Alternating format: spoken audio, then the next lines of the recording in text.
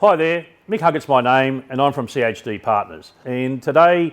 I feel privileged to have been asked by the Hunter Melanoma Foundation to actually talk about the importance of work health and safety, particularly related to the Sun Safety Program. So the thing from my point of view is we've been working in and around small to medium business for about the last 17 years, and that's about helping them build some work health and safety programs, policies and procedures and training to help protect the business and also to protect the staff. So today we're going to talk about a couple of things, or two particular areas: what's an employer responsibility and then what are the employees' responsibilities. Employer responsibilities.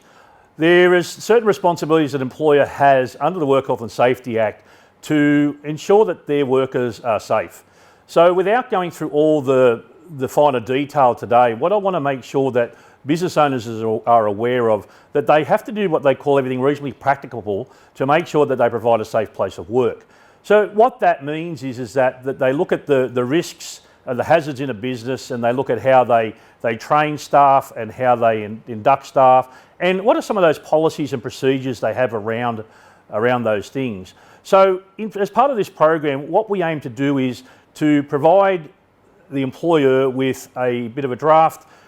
Sun safety policy that you can use within your business, because what I find is that some organisations are really probably clear in some ways that they will tell people what to do or tell their employees what to do, but they don't necessarily provide any particular documentation around that. So in the event that something goes wrong and there's a claim, whether it be a workers' compensation claim or a public liability claim from a subcontractor or a contractor, then you've got nothing to fall back on. So the goal here is to make sure that as the employer that you need to ensure that you provide documentation and process to your employees and to your contractors. So when the legislation changed in 2011, it brought in the term what they call workers, and workers apply to both contractors and employees. So what that means is that you are just as responsible for your contractors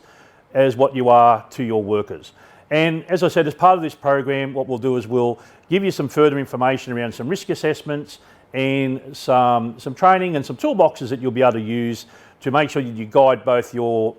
workers, but your employees and your contractors. Now, your job's not to do the work for your contractor, but if you've got multiple contractors, you're a bit of a larger business, then you need to make sure that those organisations are doing everything reasonably practical they should be doing, because if something goes wrong, it's going to come back onto you as that principal contractor. So as I said, it's the why around, we need to make sure we do everything reasonably practicable, and if we do those things, we can actually prevent ourselves as an organisation potentially being breached or being given a fine or a penalty under the Work Health and Safety Act. So the purpose of the day is to make sure that you're aware that you need to have some sort of policy in place. You need to be aware that you've got some sort of risk assessment in place about how do we do work and how do we know when or where we shouldn't be sending people, and then making sure that we run a toolbox talk or run some other training for our staff so they're aware of their responsibilities.